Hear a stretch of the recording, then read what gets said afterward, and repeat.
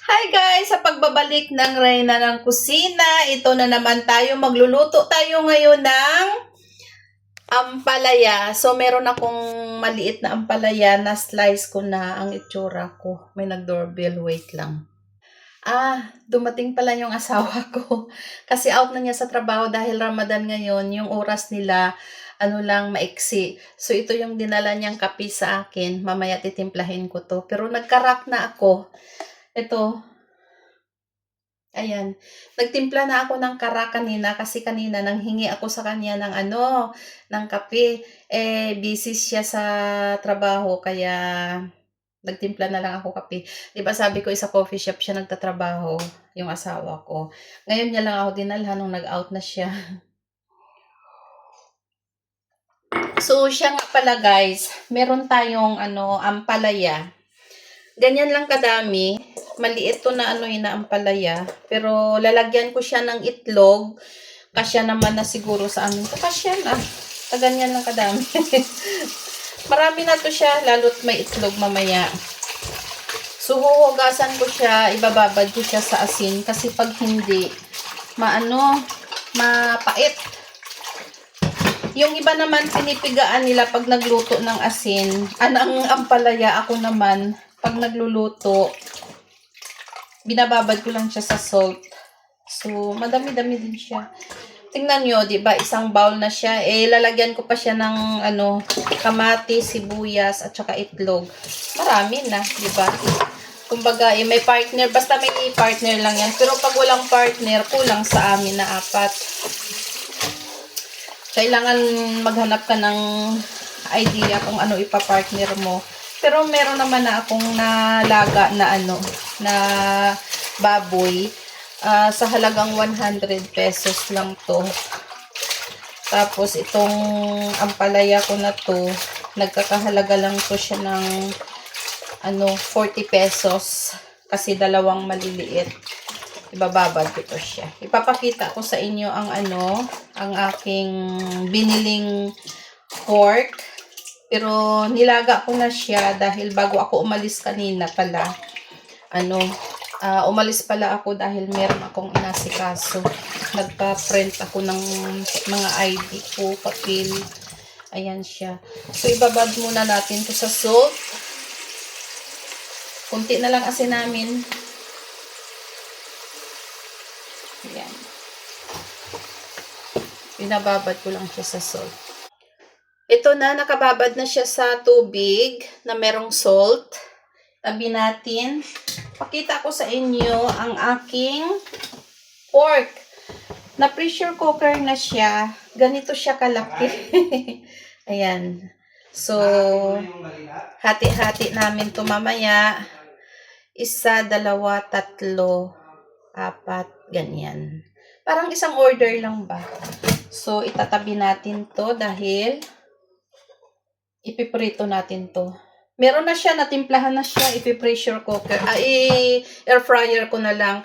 Ito siya, hindi ko siya kasi frozen. Tatapon ko to. Pero, magsasaing muna ako pala. Siyempre, habang naghihintay tayo ng ng ating ampalaya, magsaing muna tayo. 3 lang din to guys. 3 takal. Kasi 4 kami, 3 takal. Sinara ko yung pinto, tapos yung aking pusa, nung nagsara, sabi ko, ay sorry bibi. Ito siya Ito yung aking pusa. Naghihintay siya na kumain ng treat niya. Nung naipit yung buntot ng anak niya, nakatingin siya sa akin. Lalagyan na natin siya ng tubig. Nahugasan na pala yan ng ilang hugas, 3. Tapos, lalagyan natin siya ng malinis na ng tubig. Ayan. Kayo guys, relate ba kayo dyan? Pag nilagyan nyo siya ng tubig, ako nilalagyan ko siya ng pakros, ganyan. Simula nung maliit ako, tinuturuan ako ng nanay ko magsaing. Yung kasabihan dati nung nasa probinsya ako, lalagyan mo daw siya ng cross, ganyan. Tapos, saka ko siya susukatin. So, nasukat na natin siya ng ng mga hanggang dito. Ayan. So, kayo ba, nakaranas ba kayo ng ganito? Lalagyan ko pala ng konting tubig kasi basmati yung kalahati. Ano yung jasmine. Ayan. Nilagyan ko siya ng basmati, guys, para buhaghag. Ayan yung mga teknik ko. Para dumami siya ba. Ayan. So, ayan. Sasaing tayo. Habang nagsasaing tayo, syempre, meron tayong kamatis. Ito. Nahirapan ako dito sa cellphone ko. So, meron tayong kamatis. May natira akong sibuyas na puti. Pero ito ang gagamitin ko dahil pasira na siya. Ayan, oh. Ayan. Ay, sira na nga talaga. Sira na nga talaga. Tsaka 2 bawang kasi konti lang to eh. Alam nyo kung sa iba to, yung ganitong sibuyas na to na parang luyat na tawag sa amin, itatapon na nila to. Ako hindi. Tinatabi ko talaga. Tinatabi ko siya. Tapos, syempre, ang kamatis natin, malaki tong kamatis natin, hahatiin ko lang siya. Yung kalahati neto, iaano ko siya, gagamitin ko siya, meron akong upo bukas. So, ito, meron akong upo, lalagyan natin siya ng sardinas bukas. Ganyan lang siya, guys, yung buhay ko dito kasi wala akong trabaho ngayon. Ramadan. So, ito yung pinagkaabalahan ko. Nagpa-vlog ako.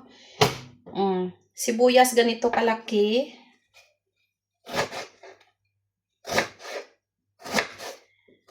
Ganyan. Tapos hiwain lang natin sa ganyan para hindi siya masyadong haba. Pag nakita kasi ng mga bata yung sibuyas, ayaw. So, maganda to kasi yan, maliit.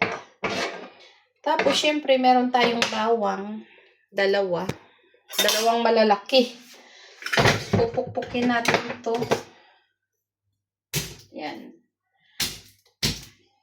Ganyan lang. So, ganito ang buhay natin palagi.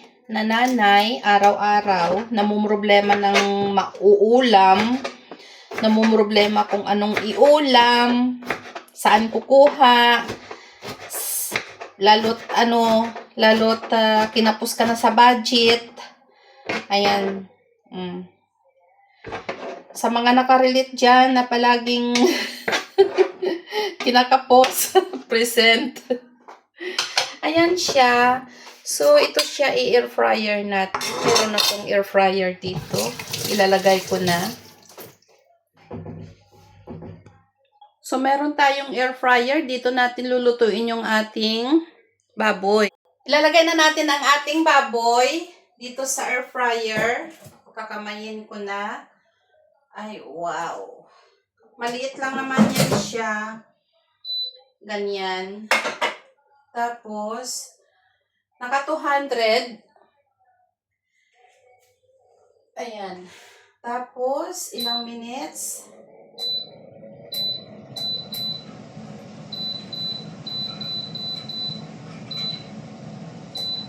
Naka 25 minutes siya, guys. Ayan. 25 minutes ang ating pagluluto. Ayan siya. Tsaka 200 Celsius. Okay, ayan. So, ayan. Hintayin natin siya. So, ayan guys. Dahil nailagay na natin dito ang ating baboy, nagsaing na din tayo. Ipiprepare ko na ang ating itlog. Ito, itlog. Maliliit ang aking itlog. Ayan.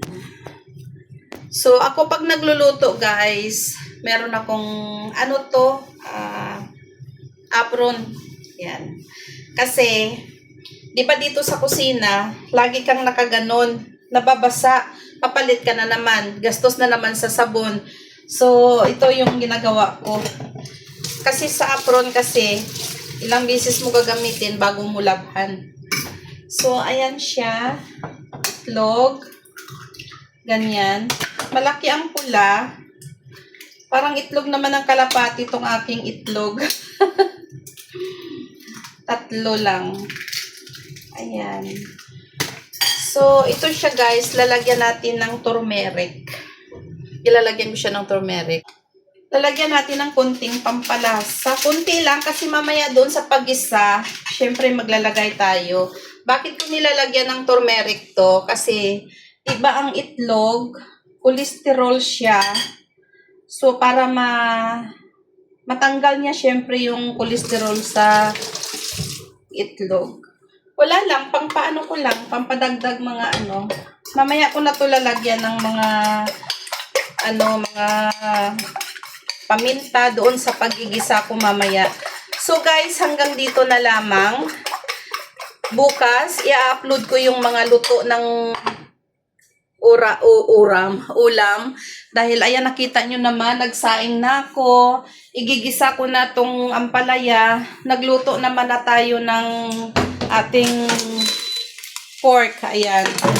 So, 21 minutes na lang. So, hanggang dito na lamang ang aking video. Maraming salamat. Please support my small channel, Lina Onciano Vlog, dito sa buhay ko sa probinsya ng Middle East. So, bye-bye. God bless us all. Bye-bye!